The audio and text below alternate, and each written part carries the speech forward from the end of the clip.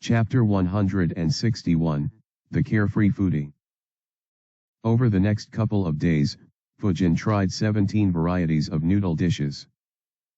All were delicious and could be put at a similar level as Ichiraku. Soden was dissatisfied with Fujin's carefree nature and acting as if he was on a vacation. But Fujin paid him no heed. Tomatsu and the rest also noticed Fujin's attitude but didn't say anything. They concluded that Fujin had gotten carefree after a couple of very easy missions. They themselves had a similar experience. They believed that Fujin's attitude would improve after they get a mission that gets very serious. Of course, their analysis was incorrect. Fujin was very alert. Despite his carefree attitude, he was very serious. Once the fighting begins, he will be as serious as he can be. His actions were only a result of him deciding to relax mentally and physically after a longish training routine, as they had nothing to do until their opponents decided to show up. On the third afternoon in the castle, Fujin was sitting on the edge of the balcony on the top floor, eating the last of the 19 dishes. It was chicken and mushroom-sauced noodles with basil. As he grabbed the noodles with his chopsticks and ate, he looked straight ahead. His eyes glowed blue as he observed numerous silhouettes trying to approach the castle stealthily. He swallowed the noodles and said with a steady voice, "They are here." After saying that, he began eating again while thinking, "Just 18? These guys need to find their source and hang him. There are over 50 attackers. And all have chakra. Though none are exceptionally strong. Anyways, I didn't think that standing at an altitude would increase the range of my chakra-enhanced eyesight so much. I can barely see a few hundred meters when at ground level. But from here, I can observe for almost 3 kilometers. A shame that the chakra field doesn't extend in this manner too." Fujin's voice was heard clearly by the people on the top floor. Tomatsu, Ryota, Katsumi, and Tadashi immediately appeared behind him, only to see him eating in a very relaxed manner. Black lines formed on their faces. Fujin said, "The intel was incorrect. There are over 50 attackers." Hearing that, all four became serious and began observing the surroundings. The attackers were still over a couple of kilometers away. But the Konohachinin could see the slight movements in the trees as they moved. Tomatsu made a shadow clone who went to warn Soden and get him to ready his men. Ryota said with a bitter smile, "It looks like we hit a steel plate this time. It will be a tough fight." Tomatsu said, "Focus on keeping yourself alive. I know that the mission statement is to keep them alive. But keeping ourselves alive is the most important thing. We can't do our mission if we are dead. Especially you, Fujin. Don't get too excited." Fujin replied, "Don't worry. Though their numbers are high, none of them seems exceptionally strong. So we should be fine." Tomatsu was surprised. He said, "I didn't expect your sensory skills to be so strong." Fujin replied, "The altitude helps in covering more area. But I can't extend my chakra field that far away. So I am not 100% sure. And we should consider the possibility of someone being able to conceal their chakra." Tomatsu nodded and said, "It's good that you are considering these aspects." Fujin asked, "So, what's our plan? With the enemy outnumbering us almost 2:1, the old plans are unusable." Tomatsu nodded and said, "We won't focus on trying to defend. Instead, we will move in groups and kill as many of our enemies as quickly as we can. Tadashi and Katsumi will move together. Ryota and Fujin will move with me." Fujin said, "My teamwork with you guys isn't that good yet. It could be bad considering the scale of this battle. Can I move alone instead?" Tomatsu frowned. He didn't expect such a request to be made by Fujin. He thought, his request is logically correct. But, Lord Hokage asked me to ensure that he doesn't die prematurely. That said, he also said that Fujin is quite strong and could put up a fight even against me. Tomatsu asked, "Are you sure? It will be very risky with no one to watch your back." Fujin said, "Don't worry. I can sense who is strong and who ain't. So I will focus on clearing the weaker ones." Tomatsu agreed and said, "All right. But be careful."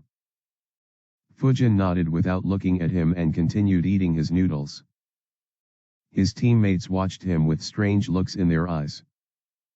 Meanwhile, Soden began arranging his subordinates into proper positions. Every ninja in the castle became very alert. The common people realized that they were about to be attacked and quickly evacuated to the underground safe house under the castle. The attackers finally began entering within 1 kilometer of the castle and into Fujin's chakra field. Fujin began sensing all of them properly. He didn't find anything odd with any of them. The attackers were spread out across the forest, moving in groups of 2 or 3. He analyzed, 43 are at the genin level, 14 barely into the chunin level and 2 might be closer to the elite chunin level. Though, since they aren't from Konoha, their official ranks might be higher. I guess that the strongest 2 are jounins. Still, they are weak. I kinda wish that I got some experience points for grinding these weaklings. Fujin swallowed the remaining noodles in his bowl and placed the bowl down. He said, "I'm going in first." Without waiting for anyone's response, he used Wind Instantaneous Body Jutsu. His teammates were surprised again. Tadashi said, "Did he really go to take the attack to the enemy?" Katsumi noted, "More importantly, he left with chopsticks in his hands rather than his swords." Ryota asked, "Will he be all right?" Tomatsu said, "Let's hope that he stays fine. Anyways, they are almost here. Get ready." All 4 began preparing their opening jutsus. Fujin appeared on a tree about 50 meters from a group of 3. 2 in the front were at the genin level, while the one in the back was at the chunin level. Fujin hid behind a tree. Soon, 3 figures appeared close to Fujin. Chakra flowed through the 2 chopsticks Fujin was holding. Fujin threw them at the 2 genins. Both chopsticks pierced through their throats. They dropped down while holding their throats. The chunin in the back was shocked. They hadn't even reached the castle walls yet. Before the chunin could shout to attract attention, a sharp wind cut across his throat. He too joined the dead genins. Fujin flickered to the nearest group. He killed 2 groups, consisting of a total of 5 genins in a row before getting to the rear of the attacking forces. Fujin's kills were done very silently. The enemy group wasn't aware of his actions. After killing 8, he set his target on one of the jounins. Behind the enemy lines, there were no obstacles for Fujin. He flickered close to the nearest jounin. After getting in range, he attacked from behind. Wind release, vacuum bullet jutsu. The jounin and his 2 subordinates were moving ahead confidently. They were sure about winning. However, the jounin suddenly felt some danger and moved to his left. The vacuum bullet grazed past his right arm, leaving a cut. The vacuum bullet kept going ahead and pierced through multiple trees. They were shocked and quickly turned around to confront the sneak attacker. Fujin was surprised, he dodged. I guess it might not be so boring after all. The jounin and the 2 chunins didn't see anyone behind them. Fujin had already flickered after attacking. One of the chunins asked, "Who attacked us, boss?" The jounin said, "Stay on alert. The enemy should be watching us." and don't get hit by his attack. They stayed on guard for a few seconds, but no new attack happened. The Jounin frowned. Is someone trying to kill me? Or is it just a tactic to stop me here? No, that attack was strong. I have to keep my guard up. The three stood with their backs to each other, watching every direction. Soon, some noise was heard from one direction. Two Windgale wolves appeared and pounced on them. The Chinins immediately threw a kunao with an explosion tag on each wolf. Both wolves were dispersed. However, when they were distracted by the wolves, Fujin silently flickered behind them and used air bullet jutsu. The Jounin realized and shouted, "Dodge!" He immediately moved away. But the two Chinins were distracted by the wolves. Both got hit by multiple bullets. One of the bullets pierced through one of their hearts, while another pierced through the head of the other Chinin. As soon as the Jounin dodged, he threw shurikens at Fujin. However, Fujin flickered out of the way. The Jounin was angry at how easily two of his subordinates died. He shouted, "Bastard! I will kill you." Fujin didn't reply. Instead, he threw a few shurikens at him. The Jounin easily blocked them with his kunao. However, while he was blocking, Fujin's shadow clone attacked with air bullet jutsu from the rear. The Jounin once again dodged quickly. A few scratches appeared on him, but none were life-threatening. The Jounin realized, he had a clone attack us with those wolves while his main body sneak attacked us. And now he has done the reverse. What a troublesome opponent. Meanwhile, Fujin was thinking, does he have eyes at the back of his head? Chapter 162, Kaitor 159, The Ghostly Swordsman. While Fujin was fighting, the remaining forces reached the castle walls. The fight had begun. However, with Soten holding back the second Jounin, the Konoha Chinins began cutting through enemy ranks with ease. After dodging Fujin's attack, the Jounin opened a scroll and made a hand sign. The scroll opened in a way that it circled around him. Soon, dozens of kunaos with explosion tags were launched from the scroll. Fujin immediately used infinite breakthrough jutsu while his clone hid underground. The jutsu stopped all the kunaos heading towards Fujin. They all exploded. The explosion, however, also dispersed Fujin's jutsu and created a lot of dust cover. The Jounin took the opportunity of the dust cover to run away from Fujin. He thought, is that a kid or a monster? How does he know so many jutsus? I don't want to fight him. This attack can fail for all I care. Fujin noticed him running and thought, did he really not figure out that I am a censor? And why hasn't he used any jutsus? As he was running, he suddenly jumped. But, his legs were still caught by Fujin's clone. He lost his balance and was about to fall on his face. However, to Fujin's surprise, he managed to get a hold of himself immediately. He pointed his right arm towards the ground to ensure that he didn't fall on his face. At the same time, he threw a kunao at Fujin's clone with his free hand. Unfortunately for him, the clone had caught his legs with just one purpose. The clone immediately exploded. The majority of the force of the explosion was focused on his palms. The explosion completely ruined his two legs. His left leg was blown into two. His right leg was burned to the bone and was barely attached.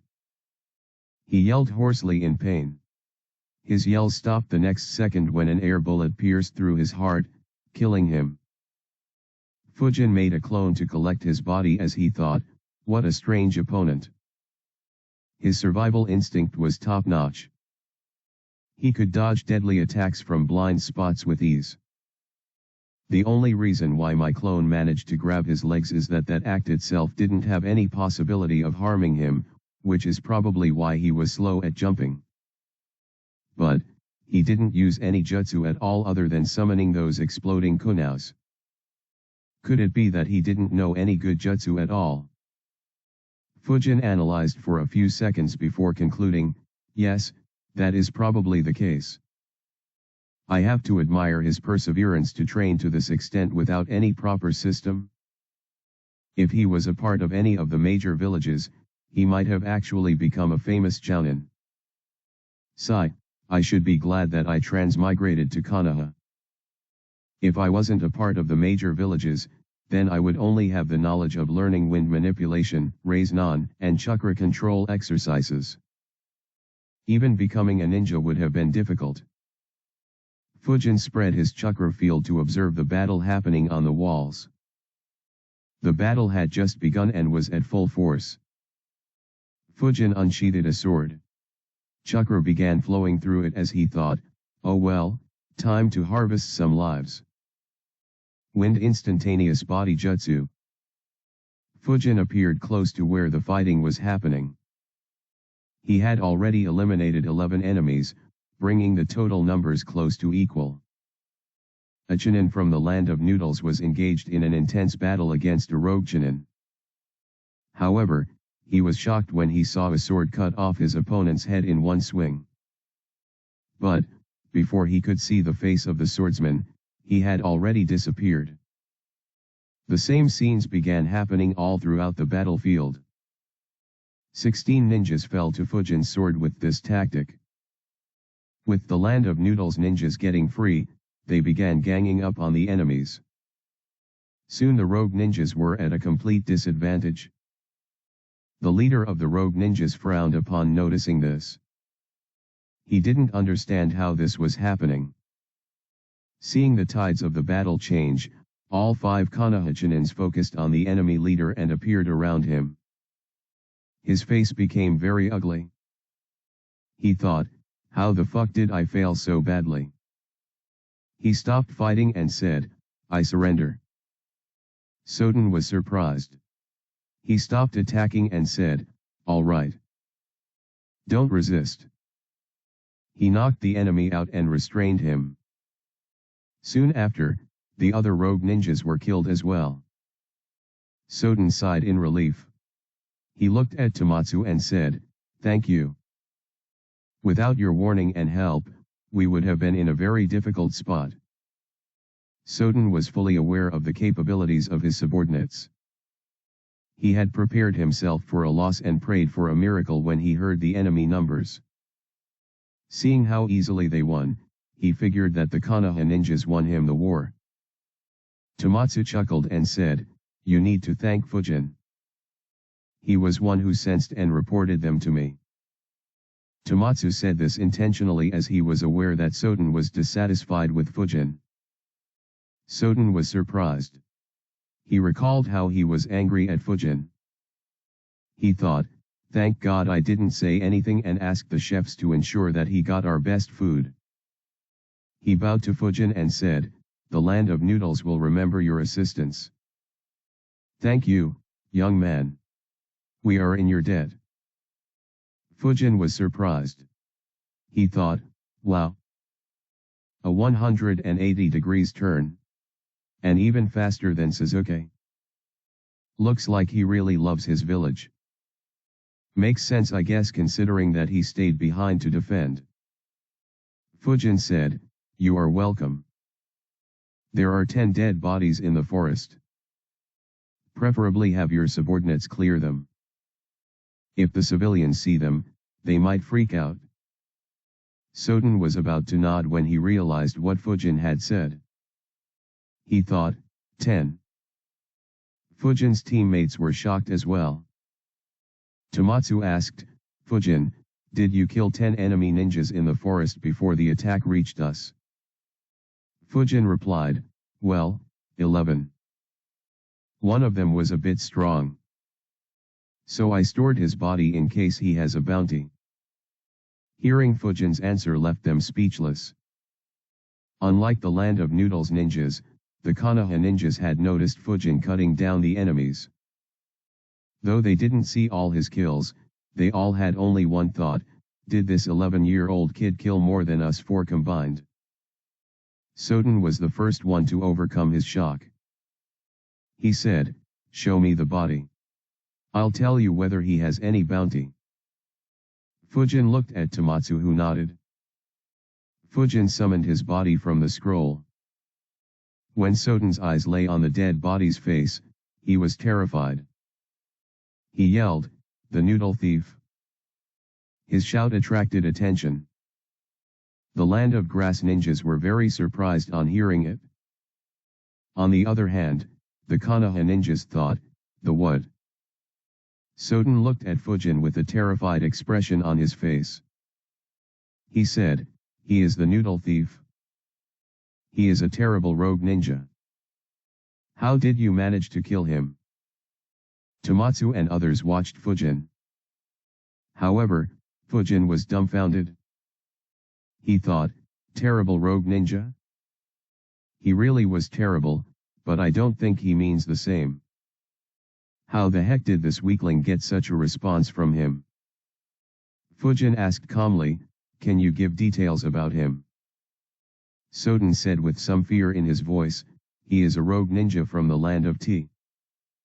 He was expelled from the village when he was only a genin. Apparently, he trained by himself to reach the jounin level without any guidance. He migrated to this country and began stealing our caravans when they exported noodles. He used to only attack caravans that weren't guarded by ninjas or only guarded by genins. We were forced to issue a rank B protection mission for every caravan we set. We issued rank B, rank A and even rank S missions to hunt him down. Unfortunately, no matter what we did, no one ever managed to find him. He was so good that we never even received any information on the jutsus that he specialized in. Due to him, we lost noodles worth tens of millions ryo and have to spend millions on protection every year. In the end, our daimyo issued a 13 million ryo bounty on his head, hoping that someone might kill him." Fujin was shocked. What the fuck? This weakling has a 13 million bounty? And how the fuck did he survive against rank S missions? Don't tell me that his freakish survival instincts warned him every time and enabled him to hide properly from the hunters. Or did he just find a perfect hiding spot? Fujin's analysis was on point. The noodle thief had found an old base created in secret by the Land of Water during the Third Great Ninja War.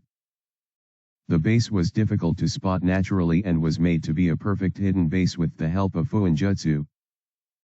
Post the war, Kirigakura got embroiled in a civil war and the base was forgotten.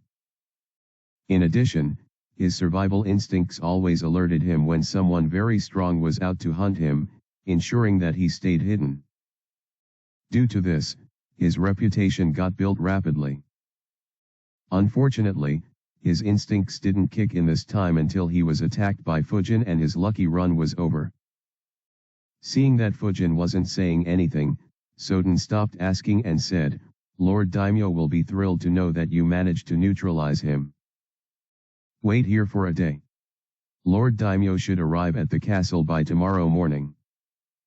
Tomatsu agreed to stay back another day as they needed some rest as well. While Soden was talking with them, the ninjas from the Land of Noodles were talking about their fights. Soon, they all began talking about the ghostly swordsman who helped many of them. For years to come, the legend of the ghostly swordsman will be spoken in this country. Many would speculate that Fujin was the ghostly swordsman, but none would be sure as they never saw the face of the ghostly swordsman.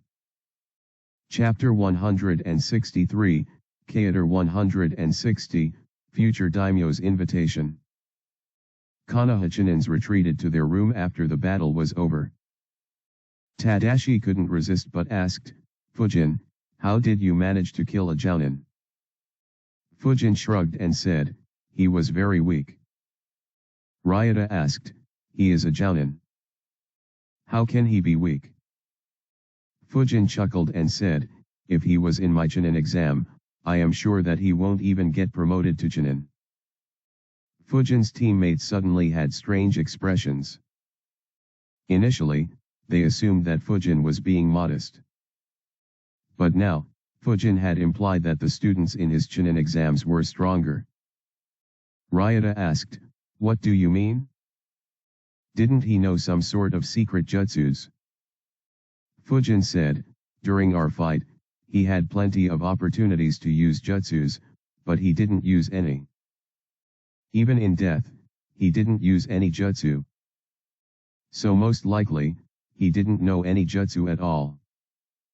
He just had a very strong survival instinct that allowed him to dodge multiple killing blows. I guess that he was just lucky to never be discovered." Fujin's answer left them dumbfounded. Tadashi's chin dropped. He exclaimed, "You've got to be kidding me." His dog Kenta barked in agreement. After the moment of disbelief passed, Tomatsu said, "Fujin, about the bounty reward." Fujin looked at him and asked, "What about it?" Before Tomatsu answered, Fujin said, "Oh, we divide the bounty rewards as well, right?" Tomatsu nodded. Fujin said, "All right." Tomatsu smiled. He was hoping that Fujin would answer this way. If Fujin had refused to share, he would have kicked him out of the team. He said, "While we do usually share such bounty rewards, all the work was done by you in this case. So you can keep the entire reward." Does anyone else disagree? Fujin was surprised to see that no one showed any dissatisfaction. He asked, "Are you guys sure?" "I don't mind dividing the reward equally." Fujin really didn't mind. After all, money wasn't much help in this world. The stuff that could aid Fujin in getting stronger, such as the elemental crystals, couldn't be bought with money. At the very least, it couldn't be bought with just a few million ryo. Tomatsu said, "Yup. We are sure." Fujin didn't insist anymore and just nodded. He thought, "Wow, never thought an entire group would say no to millions of ryo. If this was my old world, even the richest person would have said yes without a single thought. Heck, I'd be worried whether they would plot something when I sleep." So many cases where friends and even family turned on each other just for money despite doing well financially. Fujin looked at the smiling faces of his teammates and sighed in his mind, how good it'd have been if that monkey-fox hybrid was as kind as them. The next morning, Daimyo, his family, and the guards returned to the castle. Satone updates him on all the events. After doing some preparations, they organize a small ceremony and invite the Konoha ninjas. The Konoha ninjas arrived. The room was big and almost occupied the entire floor. At the center of the room was a long conference table with chairs around it. Fujin observed carefully. The daimyo sat at one end with a couple of samurai bodyguards standing next to him. The daimyo was very old. In the chairs adjacent to him, a young man and a young girl were sitting. A few more officials sat next to them. Soden asked the Konoha ninjas to take the seats opposite the daimyo. Tomatsu sat on the chair exactly opposite the daimyo, while Fujin and the rest sat in adjacent chairs. The young man beside the daimyo said, "I am Shikara. I thank you for doing the job so efficiently. Despite our estimates being incorrect, we were able to eliminate all the enemy with 0 losses thanks to you." Tomatsu replied with a smile, "No need to thank us, it was our mission." Shikara and some of the subordinates of daimyo praised the Konoha ninjas a lot. They paid additional monetary rewards to them due to the increased difficulty of the mission. The daimyo signed a letter addressing Hiruzen praising the work done by them. After an hour of boring talks mixed with great food, Fujin was given the 13 million ryo bounty. Shikara, who presented the bounty, said, "Soden couldn't stop singing praises of you. Are you also the ghostly swordsman who helped out others?" Fujin replied, "Nope. I am just a normal swordsman. Shikara observed Fujin's face. But he couldn't read anything. He thought, based on the information, I'm sure that he is the one who cut them down. But looks like he doesn't want the extra attention. Shikara was very impressed with Fujin. He was young, strong, and didn't seek fame. He said, Fujin, I will be sworn in as the daimyo for this country in a couple of years. Would you like to be a part of my guardian team? Shikara's proposal surprised a lot of people. Meanwhile, Fujin's eyebrows twitched involuntarily. He politely said, I will consider it. Before waiting for any response, he turned around and joined his team. Shikara looked awkwardly as his first ever invite was ignored in this manner. Knowing his inexperience, the old daimyo finally spoke, the land of noodles will be in your debt. If you ever want to or have time, feel free to visit us. He looked at Fujin and continued, our chefs will have the best dishes prepared for you. As for the ghostly swordsman, I will see that no one mentions him being you. Fujin nodded while thinking, this old guy is smart. After some more formalities, the Konoha team left. While leaving, Ryota said, wow. I thought you would accept Fujin. Being a guardian of a daimyo is a huge honor. Fujin replied, I doubt I'll get many opportunities to gain experience as a bodyguard. And, it's unlikely that they will suffer a bigger threat than the last attack anytime soon. So it would be very boring. While Fujin said that, his thoughts were completely different. Seriously, why do strong ninjas even have respect for the daimyos? It's not like they have any real power. Their only real achievement is being born as the first child of a daimyo. I am surprised that someone like Danzo or any other psycho didn't get rid of them and took control of all the finances and management of entire countries. Tomatsu said, while the job is boring, it is very prestigious. And there are a lot of perks to being a guardian of a daimyo. The most important being that you can be an ambassador for our village and use your influence to send most of the missions to Konoha. Fujin said, oh, I didn't think from that point of view. But, isn't our mission center full of missions anyways? Tomatsu said, yeah, that's true. He became silent as he recalled the losses from the previous Great Wars. After a day's journey, the group returned to Konoha and accepted the mission rewards. Tomatsu said, you guys can leave.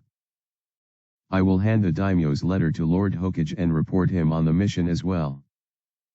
Others nodded and left. Tomatsu entered the Hokage's office and greeted Hiruzen and handed him the letter and said, our mission this time became a few times more difficult. The daimyo of the land of noodles sent you a letter. Hiruzen read it and said, looks like the daimyo is very impressed by your work. He has especially praised Fujin a lot. How is your experience with him so far? Tomatsu nodded and said, the kid is good. He didn't do anything in the previous two missions, but in this mission, he was invaluable. He spotted the attack long before others. In the fight, he killed 1 jounin, 6 genins, and 20 genins. And he helped subdue the leader of the rogues as well. Hiruzen analyzed for a bit and said, the data on the noodle thief seems inconsistent. Though he had a huge bounty, there are no records of him being in any significant fight. Tomatsu said, yeah. Actually, Fujin said that he was very weak. He just had a good survival instinct. I thought he was just being humble. But that might indeed be the case. Hiruzen nodded and said, regardless, it is a very good performance. Tomatsu agreed and added, his attitude is good too.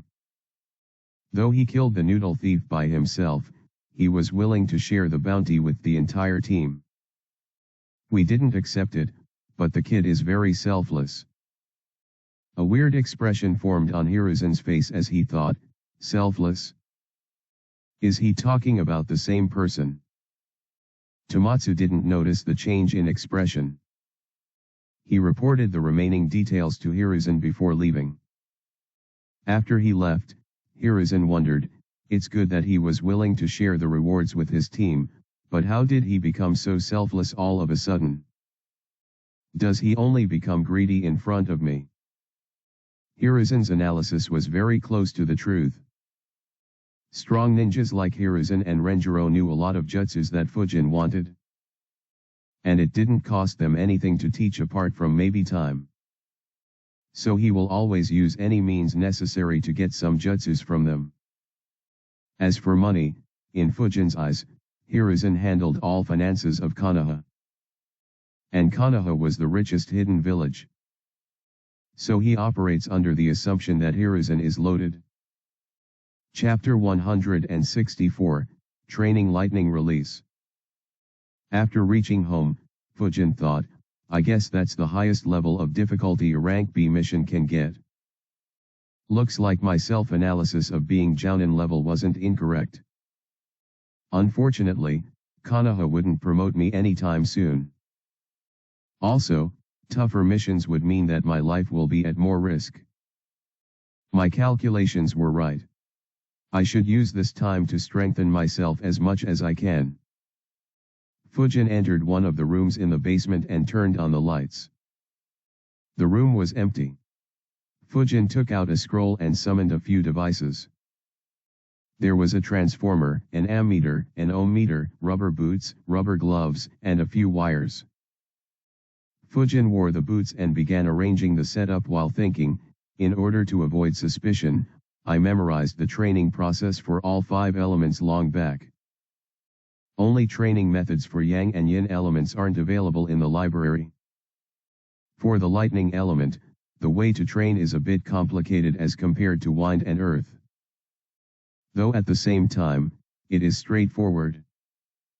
I just have to endure shocks in increasing intensity to master it. I will first need to measure the resistance of my body. And then I will have to use the transformer to subject my body to increasing voltages. That will induce a current to flow through my body. Even that has to be done in phases. My limbs can endure a higher current. But if a current passes through my heart or brain, then it could be lethal. Those two parts will have to be trained separately. Anyways, the first step of learning lightning release is being able to withstand 10 ampere current through my whole body for 1 minute. The second step is to produce that much current on my hands. With these 2 steps alone, I will be able to learn lightning jutsus up to rank B. Rank A and S will need me to be able to resist and produce a stronger current. That said, increasing the intensity of the current that I can produce will strengthen the lower rank jutsus. Of course, on the flip side, I can use rank C and lower jutsus after being able to produce a current of 100 milliamperes. But it won't be very strong. Fujin completed the setup. He created a shadow clone to control the voltage. The setup had 2 open-ended wires. Fujin grabbed one with his left hand. He taped the second wire to his upper arm. This way, the current would enter his hand, pass through his arm and leave through the wire attached to his upper arm. The clone set the output of the transformer to 10 V and switched it on. The current began flowing through Fujin's body. A number appeared on the ammeter which was attached to the circuit. It read 0.125 mA. Fujin began calculating. 0.125 milliamperes for 10 volts would mean that my body resistance is 80,000 ohm. The scroll said that I should be able to feel the current when it reaches 1 milliampere. He looked at his clone and said, increase it to 80 volts. His clone nodded and increased the output of the transformer. Immediately, Fujin began to feel a slight tingling sensation through his arm. Fujin let the current flow through his arm for a minute. He looked at his clone and said, increase to 200 volts. His clone increased it. The current rose to 2.5 ma. It still wasn't painful for Fujin. Fujin recalled the details in the scroll. The scroll was right at stating that we will feel the current at 1 milliampere. At 5 milliamperes will feel very disturbing to a normal human being, but it won't be very painful. From 6 milliamperes, it will start getting painful. From then on, the muscles will start losing control. If a normal human is hit by this, he will just let go of the object that electrified them involuntarily. Beyond 17 milliamperes, a normal human will begin experiencing extreme pain. He can't let go of the object and there is a chance of death. Beyond 100 milliamperes, pumping of the heart becomes uncoordinated and nerve damage begins. At 2 ampere, there will be a high chance of cardiac arrest, internal organ damage and severe burns. Death becomes very likely. But, as a ninja who has trained my body using chakra, my endurance could be higher. It will still be very dangerous though. I should be very patient once it begins to hurt. He said, increase it to 400 volts. The clone increased it and said, don't forget that the body's resistance will suddenly decrease after 500 volts. Fujin nodded and said, yes. But the decrease in resistance is due to the outer layer of the skin breaking down. Due to my training, it might be higher for me. Anyways, keep an eye on the ammeter. If the value suddenly begins increasing, turn the switch off. A second or two of high current won't be lethal. Besides, there is also the fuse which will melt at 100 milliamperes. The clone nodded. Fujin kept raising the voltage slowly. After half an hour, the clone had increased the output of the transformer to 4000 volts. A 50 mA current passed through Fujin's arm.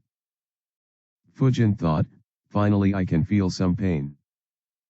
Looks like my endurance is around 8 to 10 times higher than a normal human when it comes to electricity. He took some time to get used to the pain. Once the pain subsided, he increased the voltage more. At 5000 V, the reading on the ammeter was 62.5 mA. However, it suddenly began increasing rapidly. The clone immediately turned the switch off. Fujin let go of the wire and removed the one he attached. He shook his arm a few times and said, that hurt? The clone chuckled and said, 62.5 milliampere in under an hour is great progress. However, Fujin shook his head and said, this is just the natural endurance I have developed over the years. The main training will start from now onwards. I have a feeling that this will take a long time just to reach the necessary endurance. He thought, I wonder how Sasuke managed to learn lightning release and master Chidori in under a month. Was it just his talent and the Sharingan? Or does Kakashi, no, the Hatake clan have a better way to master the lightning release? Fujin repeated the same training for his remaining 3 limbs. He followed it up by sending current from one hand to the other, allowing the current to flow through his chest.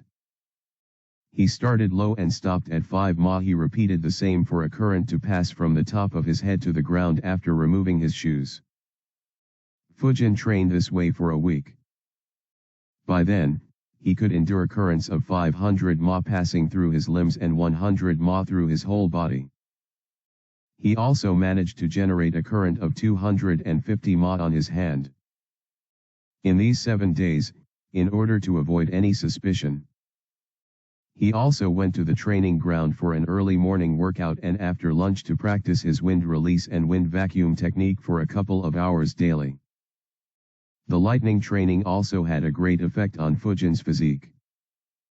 Fujin noticed, in addition to learning lightning release, this method has a great effect on my body. I can feel my body getting slightly stronger due to those electric shocks. Though I guess that it will become ineffective after some time. Just like the Senju Taijutsu style increased my chakra. Still, This physical buff will be very helpful. For the next couple of months, Fujin focused on training his lightning element. The lightning training along with the intense morning workout had done wonders for his body. He now operated the training seal at 95% capacity. During this time, his team did 7 rank B missions. Having seen his capabilities, Fujin was given a much more active role in the team. Unfortunately, the missions weren't very challenging. Finally, Fujin managed to generate 10 ampere current. He and his clone grinned as they read 10A on the ammeter. Fujin said, "Time to learn lightning ninjutsu now. You go to the library. Check out the jutsus of lightning, fire, and water release." The clone nodded and left. Fujin meditated in the meditation room until the clone sent the info back. The clone began going through all fire, lightning, and water jutsus in sections E, D, C and B. Of course, he only read the lightning jutsus with full focus. As for the fire and water element scrolls, the clone analyzed the lightning jutsus he read while pretending to read those scrolls. After a couple of hours, the clone dispelled and sent the information back. Chapter 165, Should I Form a Personal Force? Fujin's eyes in the meditation room suddenly opened. A frown formed on his face when he received the information. Wind and lightning are indeed a bad combination. Though the clone found decent ninjutsus, there wasn't a single lightning jutsu that could complement my current skills. He analyzed for some time before concluding, looks like other than Raikage's lightning cloak mode and Suzuki's Kirin. The remaining lightning jutsus won't be of any use to me when it comes to improving my strength. So that leaves only concealment. Alright. I'll form a new combat system based on my lightning jutsus. I won't use any wind jutsus or jutsus that can connect me with Konoha except the shadow clone and body flicker jutsus. The basis of this new system will be speed complemented by high accuracy and high penetration power attacks. While I don't have any immediate need of creating such a persona, I am currently in a very peaceful phase with a lot of free time. It's best to create this combat system before my life becomes hectic. With that decided, time to start learning the jutsus. I'll start with. Fujin's thoughts were interrupted as he heard a doorbell. He wondered, who'd come to visit at this time? Is Renjiro back? No, the chakra's signature is too low. Fujin went up to check. Before opening the door, he sealed up the entrance to the basement. Fujin opened the door to see 5 faces that he didn't recognize. After a few seconds, he recognized a couple of them and was surprised. He thought, well, what a surprise. I nearly forgot about these two. I wonder why they are here. Aoki Daisuke said with a bit of nervousness, "Hey Fujin. How have you been?" Tatsuya also greeted Fujin. Fujin said, "I have been doing well. How about you two? Anyways, come in." The 5 young boys entered his house. Daisuke looked around the house with marvel. He was already surprised when he saw it from the outside. He exclaimed, "Your house is magnificent, Fujin." Fujin said, "Thanks." They sat in the circular room. Fujin asked, "So, what brings you here? Also, who are these 3? Daisuke introduced them. They are our good friends. They are Anze Bunko, Handa Bunjiro, and Iri Ryoma. They are our best friends from our class and are orphans just like us." Fujin checked each one of them. All seemed normal. He said, "Hey." They greeted Fujin back. Fujin noticed a bit of nervousness on Daisuke's face. He said, "Fujin, we actually came here because we wanted to ask for your help." Fujin asked, "What help?" He said, Actually, we are struggling in the academy. Our graduation exams are less than half a year away and I am afraid that we will fail. We saw your fight in the Chunin exams and saw how you defeated everyone with ease. Even the kids from ninja clans weren't a match for you. So we wanted to ask for your help and guidance to pass the exam. Fujin was surprised to hear that. It wasn't just the request that surprised him, but rather the change in Daisuke. He thought, I know that the adults in this world are scheming bastards. But how the fuck did this straightforward guy become such a smooth talker? He perfectly blended flattering with the request such that it wouldn't seem too much and instead look very genuine. Seeing that Fujin was not answering made the five boys a bit nervous. They had decided to let Daisuke do most of the talking as he was familiar with Fujin. But as Fujin didn't reply, Tatsuya asked, Fujin. Fujin replied, can you tell me what have you learned so far? And what areas are you struggling in? They immediately began telling Fujin their issues. Fujin paid half attention to their words. As for the remaining half, he was thinking, what to do? I have no interest in teaching them. After all, even though I have time, I also have a crazy amount of stuff that I want to learn. The only gain I can see from helping them is getting their favor. Another possible gain could be an improvement in reputation if my kind deeds are spread. But, neither gain is significant. Even if I gain their favor, what can a bunch of genins do for me? And, in a world where power reigns supreme, reputation isn't worth anything. At most, it could improve my image in Hiruzen's eyes, but I don't expect him to give me any more benefits anytime soon. The only gain that could be worth it is if I gain their loyalty and they become my subordinates. In that case, I could create a small power base in Konoha. It won't be as powerful as any clan, but it would have great potential to grow. Especially once Danzo is out of the picture and the insane casualties of the Fourth Great War leave a lot of orphans that I could recruit. But, do I even need such an organization, especially within Konoha? And will these guys be that loyal? Fujin analyzed quickly before reaching the conclusion, no. A faction within Konoha will be watched by many eyes. If I infringe upon the benefits of others, we will be hit by a multitude of schemes that would leave us a mess. And it would eat into my precious training times. All the attention would also make it much more difficult for me to do anything in the dark. More importantly, these guys cannot be trusted to be that loyal. The Root is loyal to Danzo as he picked them up when they were orphans and has completely brainwashed and indoctrinated them. While Orochimaru picked up kids who had lost everything and had no hope and gave them food, power, hope and dreams.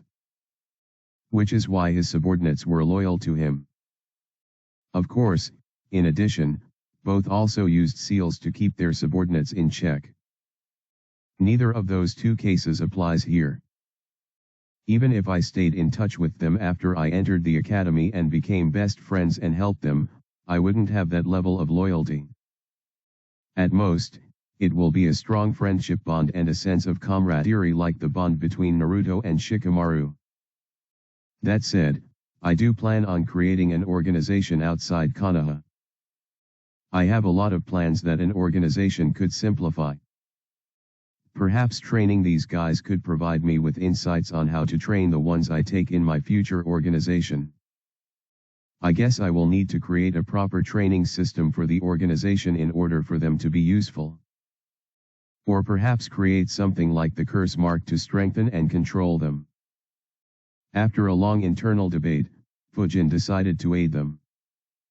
He had heard what Daisuke said. Apparently, their class wasn't taught as much as Fujin's class was.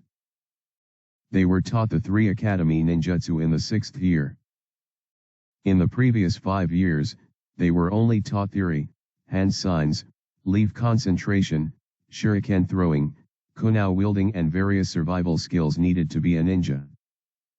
None of the 5 ever mentioned visiting the library. After they stopped speaking, Fujin said, "Let's go outside. Show me how you perform the 3 jutsus." Their eyes brightened when they heard it. It meant that Fujin was planning to teach them. They left the house. Daisuke started first. He said, "I will start with the substitution jutsu." He began making hand signs.